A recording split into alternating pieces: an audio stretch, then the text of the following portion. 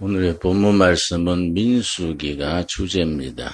민수기는 우리 익히 아는 바대로 첫 부분과 끝부분의 인구조사를 2번 했기 때문에 민수기라는 제목이 붙었습니다. 그런데 민수기라는 제목이 붙은 것은 BC 1세기에 그 당시에 학자 70여 명이 모여서 히브리어 성경을 헬라어 성경으로 번역을 했습니다. 그걸 70인역이라고 그럽니다. 우리 교회사의 유명한 이야기지요. 70인역으로 번역할 때 원래 제목을 바꾸어서 민수기라는 이름을 붙였습니다. 원래 제목은 광야에서 이 제목입니다. 광야에서. 이 광야에서라는 원래 제목이 훨씬 더 은혜가 있는데 어떻게 민수기라는 이름으로 바뀌어졌지요? 이 광야라 할 때 광야, 이 히브리어로 광야란 말, 그 말이 같은 단어로 어떻게 쓰이느냐 하면은 하나님의 말씀에 귀를 기울인다. 같은 단어로 씁니다. 이 광야에서라는 제목은 하나님의 말씀에 귀를 기울이는 책이다. 그런 뜻이 되겠습니다. 자, 그러면은 이 광야란 참 이 주제가 중요합니다. 광야. 제가 이제 설명을 하겠습니다. 가만히 한번 판단을 해봅시다. 이 강대상을 중심으로 해서 강대상의 왼쪽 이건 애굽 땅입니다. 애굽 땅. 요 오른쪽 여기는 가나안 땅입니다. 중간에가 광야입니다. 시내 광야 혹은 시내 사막이라 그럽니다. 영어로는 사이나이, 사이나이 페닌슐러, 시내 반도입니다. 반도. 이 사막 땅인데 애굽 땅에서 시내 광야로 나오는 그 중간에 바다가 하나 있습니다. 무슨 바다겠습니까? 홍해 바다, 영어로 레드시입니다. 붉은 바다 이 말이죠. 레드시, 홍해 바다가 있고 이 광야 사막을 지나서 가나안 땅 들어가는 길목에 강이 하나 있습니다. 무슨 강입니까? 조르단 리버, 요단강이 있습니다. 그러면은 민수기의 중심 무대가 어디냐 하면은 애굽에서 해방이 되어서 해방 공동체가 됐다 그럽니다. 해방이 되어서 홍해 바다는 건넜는데 아직 요단강은 건너지 못했습니다. 그 사이 여기 민수기서의 중심 무대가 되고 그 기간이 40년입니다. 40년간 홍해 바다는 건넜는데 요단강은 건너기 전 40년 기간을 신약에 가서 어떻게 재해석을 했냐 하면은 구약의 사건에 대한 신약적인 복음적인 해석이 중요합니다. 왜냐? 구약의 사건으로 끝나버리면은 우리들이 신앙과는 관계가 없지 않습니까? 우리 신앙과 관계가 되려면은 신약에 와서 복음적인 해석, 신학적인 작업이 필요한 겁니다. 그러면은 광야 40년을 신약에서 뭐라고 해석을 했느냐 하면은 그 유명한 스데반 집사가 사도행전 7장 38절을 보겠습니다. 참 중요한 관점이지요. 사도행전 7장 38절에 사도 스데반 집사가 전도 설교 한 번 하고 돌에 맞아서 순교를 하는데 순교하는 그때에 스데반 집사가 말했는 시인의 광야에 대한 영적인 해석이 있습니다. 그 해석이 지금 우리들에게 아주 긴밀한 관계가 있습니다. 사도행전 7장 38절입니다. 시인의 산에서 시인의 광야 한가운데 시인의 산 사이나이 마운틴 시인의 산이 있습니다. 혹은 호렙산이라고도 부릅니다. 시인의 산에서 말하던 그 천사와 및 우리 조상들과 함께 무슨 교회입니까? 광야 교회에 있었고 요 말이 중요합니다. 광야 40년을 광야 교회라고 부른 겁니다. 이 말에 따르면 두레교회도 광야 교회입니다. 두레교회도 역시 광야 교회의 한 교회가 됩니다. 광야 교회에 있었고 또 생명의 도를 받아 우리에게 주던 자가 이 사람이라. 생명의 도, 광야 교회나 두레교회나 구교회의 존재 목적이 뭐이냐? 생명의 길을 가르치고 깨닫게 하고 믿게 하고 따르게 하는 것이 두레교회, 광야교회의 근본이 됩니다. 자, 이런 배경을 가지고 우리가 민수기 2장 1절 보겠습니다. 2장 1절 말씀. 광야교회 중심 주제가 뭐이냐? 중심 테마가 뭐이냐? 훈련입니다. 훈련.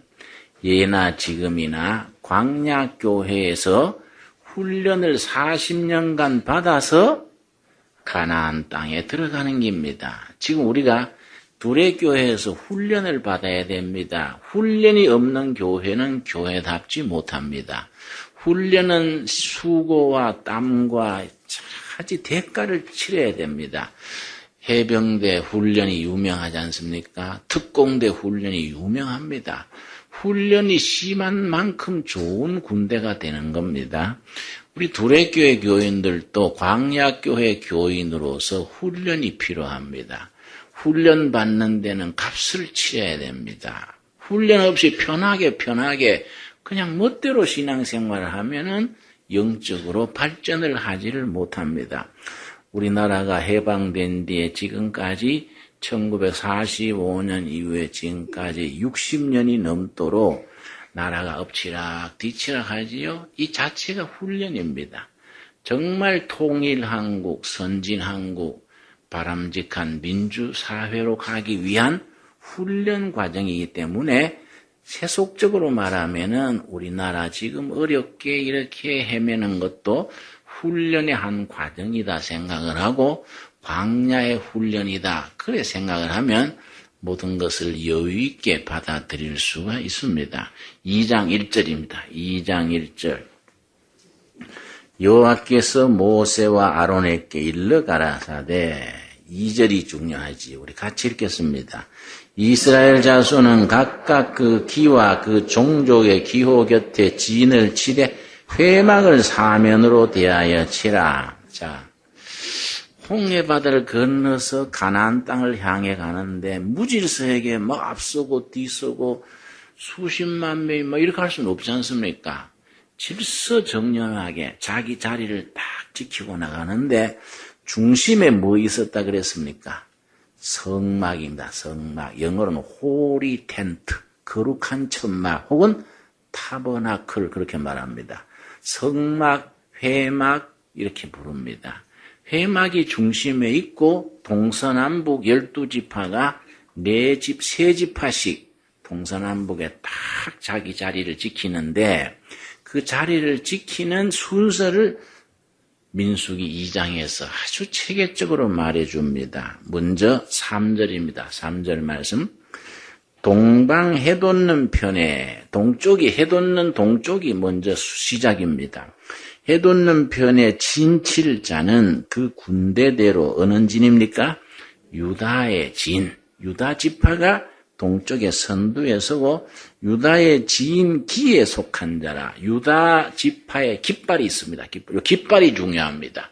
유다 지파 선두에 깃발을 딱 들고 나가면은 유다 지파 뒤로 어떤 지파가 따르냐면은 이사갈 지파, 스불론 지파가 세 지파가 동쪽에서 딱 자리를 잡습니다. 두 번째 10절입니다. 10절. 남편에는 오른편이 됩니다. 남편에는 르벤의 군대의 진기가 있을 것이라. 남쪽에 오른쪽에는 르벤 지파가 깃발을 두고 앞에 딱 서면 그 뒤를 따라서 시몬 지파, 갓 지파가 따릅니다. 그 다음에 세 번째는 18절입니다. 18절 말씀 2장 18절. 서편에는 그래 뒤편이지요. 동편인 앞에는 유다 지파가 앞장서고 제일 뒤편 서편에는 에브라임의 군대에 진기가 있을 것이니라. 서쪽에는 에브라임 지파가 앞장서서 깃발을 들면 그 뒤에 므낫세 지파, 베냐민 지파가 뒤를 이어갑니다. 끝으로 25절 말씀, 25절 북편에는 무슨 지파입니까? 단 지파가 앞장서고 아셀 지파, 납달리 지파에 따르는데 각자 자기 자리가 딱 정해져 있습니다. 자기 위치, 자기 자리를 벗어나면은 무질서해지고 하나님의 군대가 되지를 못하지요. 그런데 제일 앞장선 지파 어느 지파입니까? 유다 지파에는 그 깃발이 있다 그랬지요? 깃발에 생물의 그림이 있습니다. 무슨 그림이냐? 유다 지파에는 사자를 그려요. 사자 그림이 깃발에 그려져 있습니다. 두 번째 우측에 있는 르벤 지파에는 뭘 그렸느냐? 사람의 얼굴을 그렸습니다. 세 번째 서쪽에 있는 에브라임 지파에는 송아지 그림, 소 그림이 그려져 있습니다. 마지막으로 단 지파에는 무슨 그림이 그려져 있느냐? 독수리 그림이 그려져 있습니다. 그런데 이게 참 영적으로 중요합니다. 우리가 구약 성경 민수기 이런 부분을 읽을 때에 유다 지파에는 사자가 그려져 있었구나. 단 지파에는 독수리가 그려 있었구나. 이렇게 그냥 지나가 버리면 안 돼요. 그러면 성경 복음적으로 읽는 깊이가 없어집니다. 그 네 생물의 뜻하는 의미가 뭐이냐? 바로 요한계시록 4장 7절 말씀에 그 네 생물에 대한 얘기가 나옵니다. 요한계시록 4장 7절. 그래서 성경을 신구약을 하나로 엮어서 한 가지로 읽는 성경 읽는 안목, 눈이 열려 있어야 합니다. 요한계시록 4장 6절을 먼저 봅니다. 요한계시록 4장 6절에 그 각 지파의 깃발에 그려져 있던 사자, 사람, 송아지, 독수리가 뭘 의미하는 것인가? 그게 이제 신약에 들어있지요. 6절 먼저 봅니다. 계시록 4장 6절. 보좌 앞에 수정과 같은 유리 바다가 있고 보좌 가운데와 보좌 주위에 뭐 있습니까? 네 생물, 아까 제가 말씀드린 네 생물이 있는데 앞뒤에 눈이 가득하더라. 이 네 생물이 예수님의 성품을 말해주는 거인데 바로 그 짐승이 예수님을 상징하는 얼굴입니다. 눈이 가득하다 이 말은 무슨 뜻이냐 하면은 천하 만물을 보지 못하는 것이 없다 이 말입니다. 모든 것을 다 살피신다. 이걸 말할 때 눈이 가득하다 그렇게 설명을 하는 겁니다. 그 다음 7절 말씀. 그 넷째 생물은 뭐와 같습니까? 사자입니다. 사자. 어떤 지파지요? 유다 지파 사자입니다. 그 사자는 짐승 중에 왕입니다. 바로 사복음서 중에 유대인의 왕으로 오신 마태복음을 사자복음이라 그럽니다. 왜 사자복음이라 그러느냐? 마태복음의 주제가 유대인의 왕으로 오신 예수님을 설명해 주는데 여러분 예수님이 어느 지파에서 출생했습니까? 유다 지파에서 출생했습니다. 그래서 예수님의 성품 중에 왕으로 오신 예수님, 마태복음, 사자복음 이렇게 해석을 합니다. 그 다음 둘째 생물은 누구와 같습니까? 송아지입니다. 송아지 복음은 마가복음입니다. 송아지는 다 헌신하고 희생하고 죽었어도 소는요, 곰탕거리까지 다 채워집니다. 소는 버릴 게 없습니다. 껍질도 무슨 가죽으로 쓰지요. 심지어 족발까지 다 제공합니다. 소는 버리지 않고 마지막까지 충성합니다. 그래서 소를 희생하는 짐승으로 그래서 섬기러 오신 예수님입니다. 희생제물로 섬기러 오신 예수님 바로 마가복음을 나타냅니다. 그래서 에브라임 지파에 소 그림이 그려져 있는데 에브라임 지파에 그려져 있는 소 그림은 복음서에서 마가복음이고 종으로 오신 예수님을 상징하는 복음으로 해석을 합니다. 셋째 생물은 누굽니까? 얼굴이 뭐와 같지요? 사람 같고 바로 사람이신 예수 누가복음을 말합니다. 예수님의 인성, 예수님의 휴머니티를 누가복음이 가장 깊게 설명하고 있습니다. 그래서 누가복음에 다른 복음에 없는 표현이 있습니다. 예수님이 우셨더라.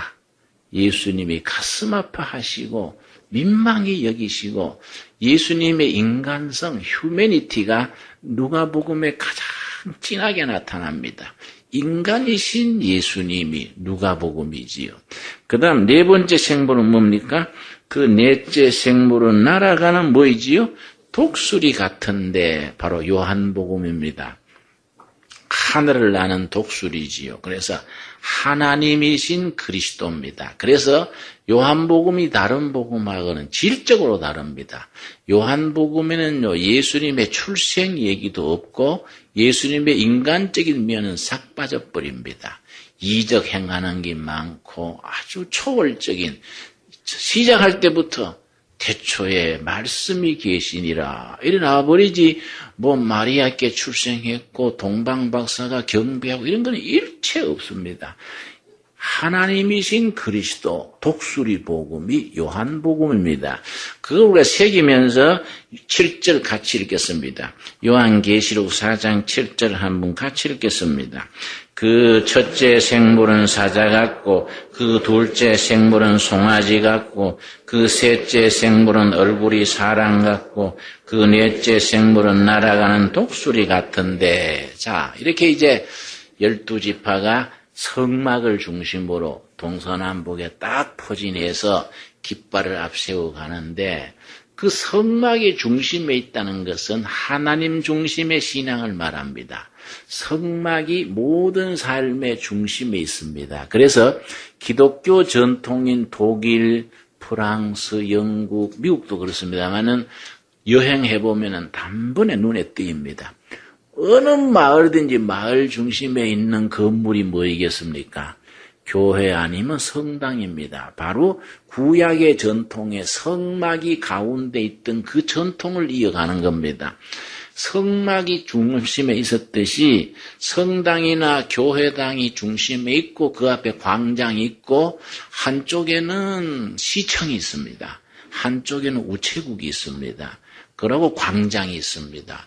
그 다음에 이제 주택가들이 동서남북으로 쫙 배치하는 겁니다. 이건 이제 성막 전통을 도시 계획에서부터 그렇게 세우는 거이지요. 자, 이런 전통을 우리가 하나님 중심의 신앙입니다. 여러분, 요즘 불경기 아닙니까? 서민들 생활이 참 어렵습니다. 힘들고 부대끼고 어렵더라도 그 중심에 하나님을 모시는 성막 중심의 신앙 전통을 꼭 지켜나갈 수 있게 되기를 바랍니다. 중심에 성막이 있고 동서남북 세 지파씩 12지파가 있는데 그 12지파 중에서 레위 지파는 성막만 호위를 합니다. 동서남북에는 배치되지를 않습니다. 그래서 요셉 지파를 므낫세 지파, 에브라임 지파 갈라서 말하고 레위 지파는 성막을 호위하는 일에만 전념을 하는 거이지요. 그 앞에 깃발이 있다 그랬습니다. 그 깃발이 바로 예수님을 상징하고 그 깃발의 그림 4가지 우리가 설명을 했지요. 깃발이 앞서고 백성들이 따르는 겁니다. 우리 앞장서신 예수님을 우리에게 말씀해 줍니다. 우리 성경 읽으면서 이 앞장서신 예수님의 깃발, 우리 신앙의 좋은 제목이 됩니다. 출애굽기 13장을 한번 찾아보겠습니다. 출애굽기 13장. 이스라엘 백성들이 광야 40년 동안에 행진해서 나갈 때에 앞장서셨던 우리 하나님에 대한 모습입니다. 출애굽기 13장 20절 말씀, 13장 20절 말씀. 광야 40년 동안에 그냥 길 없는 길을 걸어가는데 길이 있습니까? 우물이 있습니까? 길 안내자가 있습니까?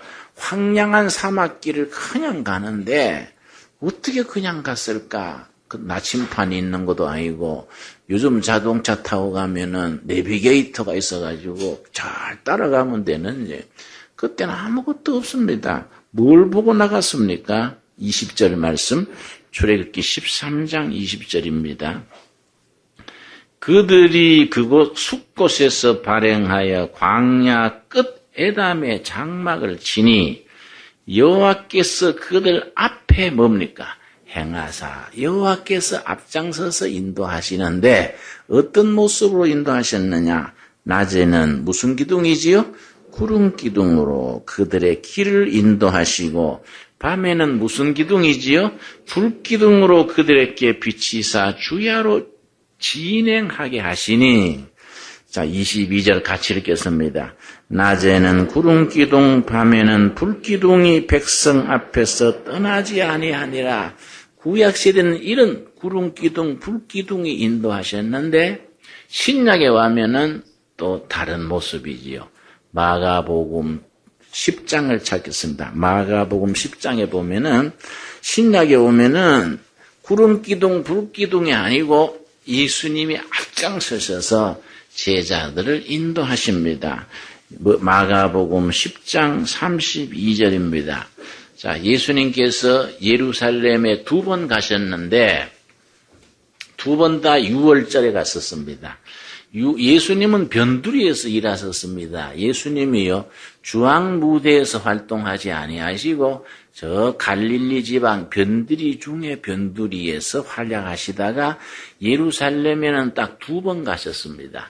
2번 다 6월절에 올라가셨는데 첫 번 6월절에 올라가셔가지고는 민중들의 환호를 받았습니다.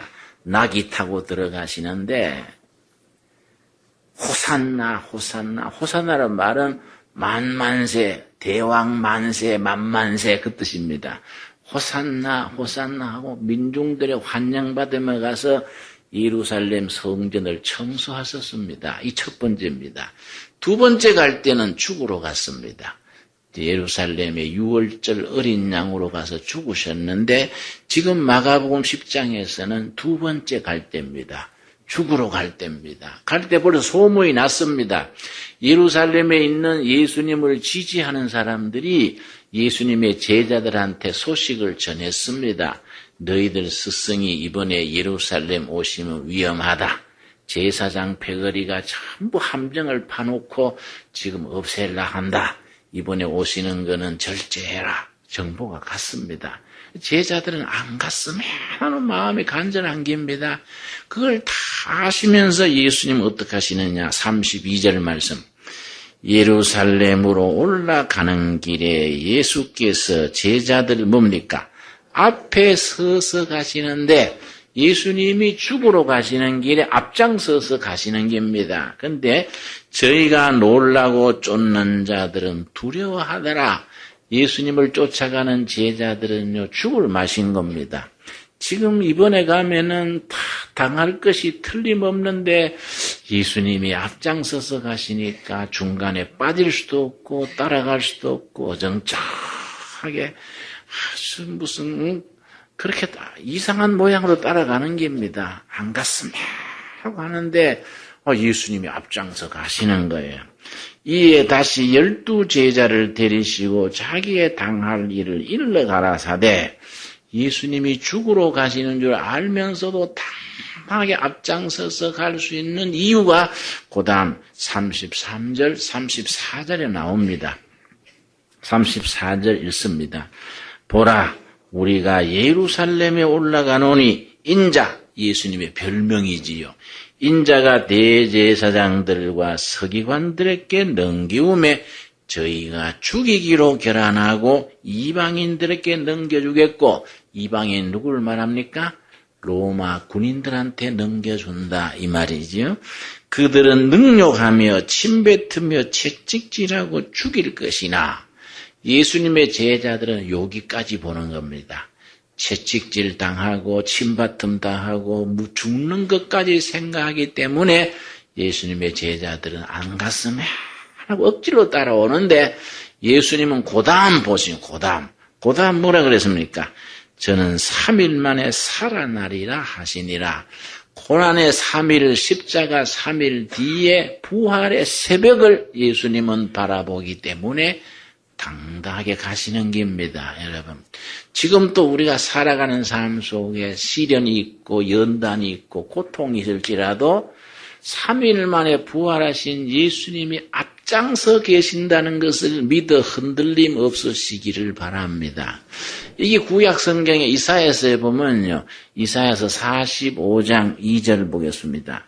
이사야 45장 2절 보면은 우리 앞장서신 예수님께서 우리의 깃발 되신 예수님께서 때를 따라 인도하시면서 우리 위해서 베푸시는 은혜의 손길이 있습니다. 이사야서 45장 2절 말씀 보겠습니다. 참 이런 부분이 우리가 우리 신앙생활에 묵상하는데 큰 영적인 용기를 주고 격려가 됩니다. 이사야 45장 2절 내가 너 앞서가서 험한 곳을 뭡니까? 평탄케 하여 하나님의 영이 우리 한 발 앞장서 가셔서 험한 곳을 평탄케 한다. 여러분 공사장에 일본말로 나라시 한다 그러죠. 나라시. 그 말 아시지요? 아주 울퉁불퉁한 땅을 고르는 이걸 평탄작업 나라시한 하나님께서 우리 앞장서서 가셔서 험한 돌자갈밭을 험한 가시밭을 나라시하는 겁니다. 평탄케 해서 우리 약한 우리들이 따라오기 좋도록 그렇게 평탄케 하며 그 다음 뭡니까? 논문을 쳐서 부수며 우리 앞에 가로막는 논문을 쳐서 부수는 겁니다. 쇠빗장을 꺾고 장애물을 꺾어서 뒤따른 우리들에게 따라올 수 있도록 해주십니다. 그 다음 3절이 중요하지요. 너게 흑암 중에 보화와 은밀한 곳에 숨은 재물을 준다. 여러분, 이 요즘 불경기에 경제가 어렵지요? 돈이 없는 분들 많으시지요? 돈 없다고 그러지 마세요. 안 보인다고 그러세요. 하나님께서 숨겨놨다. 어릴 때 보물찾기 해보셨지요? 바위 밑에 나무 사이에 보물 딱지를 숨겨놓습니다. 그걸 숨겨놨다는 겁니다. 너희의 필요한 재물을 은밀한 곳에 숨겨놓은 재물을 너희를 위해서 공급하겠다. 그러니까 행여나 우리 집에 돈 없다 하지 말고 부부가 말할 때 왜 돈이 아직 안 보일까? 응? 우리 영의 눈이 열리면은 보이게 될 줄로 믿습니다, 여러분. 그러니까 사람 말이 시가 된다고요. 말을 잘해야 됩니다. 아이고 돈 없어 어쩌지 하지 말고 아직 안 보이네. 기도를 덜 했는 갭이여. 이렇게 나가기를 바랍니다. 숨은 재물을 주어서 너를 지명하여 부른 자가 누굽니까? 나 여호와 이스라엘의 하나님인 줄 알게 하리라. 아멘이 됩니까? 이게 우리들의 신앙 고백으로 되나? 신앙 고백으로. 우리 앞장서셔서 우리의 깃발 되신 예수님께서 험한 곳을 평탄 작업해 주시고 가로막는 쇠빗장을 꺾어 주시고 숨겨놓으신 보물 재물을 우리에게 때를 따라 보게 해 주시는 그 손길을 믿고 따르는 겁니다. 이게 우리가 광야 40년 동안에 행진하던 그 말씀이지요. 여기에 우리가 한 가지 꼭 명심해야 될 것은 민수기 2장에 뭐이 나옵니까? 성막을 가운데 두고 동쪽에는 무슨 지파지요? 유다 지파. 저 서쪽에는 무슨 지파지요? 단 지파지요. 서쪽에는 에브라임 지파지요. 남쪽에는 무슨 지파입니까? 남쪽에는 르벤 지파. 그리고 북쪽에는 단지파, 자기 자리가 딱 정해져 있는 겁니다. 여러분, 하나님의 일꾼들이 교회에서나 가정에서나 자기 자리가 중요합니다. 자기 자리를 벗어나 버리면은 영적으로 혼란이 생기고 거기에 시험에 들게 되는 겁니다. 우리가 시험 든다는 게 뭡니까? 자기 자리를 지키지 못하고 벗어나 버리는 겁니다. 가정에서도 아버지 자리, 엄마 자리, 아들, 딸, 자기 자리 있습니다. 교회도 마찬가지입니다. 자기 자리를 지키지 못하면은 무질서가 오고 거기에 혼란이 생깁니다. 결국은 하나님의 영광을 가리우게 됩니다. 이스라엘 백성들이 광야교회 40년 동안에 각 지파별로 예수님 되시는 깃발을 앞장 세우고 자기 자리를 지키면서 때를 따라 인도하시는 은혜의 길을 걸어갔듯이 우리들의 신앙생활도 꼭 그렇게 될 수 있기를 바랍니다. 기도하겠습니다. 주님, 은혜를 감사드립니다. 우리가 지금 광야길을 걸어갑니다. 광야교회인 두레교회 성도들입니다. 각자 자기가 지켜야 될 자리를 성실함으로 지키게 하여 주시옵시고, 하나님 중심, 은혜 중심, 교회 중심의 신앙에서 세상 속에서 살되 세상에서 실족하거나 짝하거나 흔들리지 말게 하여 주시옵시며, 우리 생명의 깃발 되신 예수님이 앞장서 가시면서 험한 곳을 평탄케 하시고 가로막는 쇠빗장을 꺾게 하시고 은밀한 곳에 숨어있는 축복과 은혜를 때를 따라 드러내 주시는 은혜 손길을 의지하게 하여 주시옵소서. 예루살렘으로 가는 길에 제자들 앞장서서 가셨던 예수님의 모습을 항상 우리 눈앞에서 볼 수 있게 하여 주시옵시며, 가서 비난받고 침뱉음 당하고 죽임을 당하나 제3일에 부활하리라는 부활신앙에까지 확신으로 이르게 하여 주시옵소서. 이스라엘 백성들이 광야 40년 동안 낮에는 구름기둥으로 밤에는 불기둥으로 인도하셨던 여호와시여, 우리가 이 불경기 험한 시대를 살아가면서 은혜의 구름기둥 성령의 불기둥으로 우리를 인도하셔서 승리하는 우리가 되게 하시고, 가나안 땅에 요단강 건너 가나안 땅에 당당하게 들어가는 하나님의 백성들로 세워 주시옵소서. 예수님 이름 받들어 기도드렸사옵나이다. 아멘.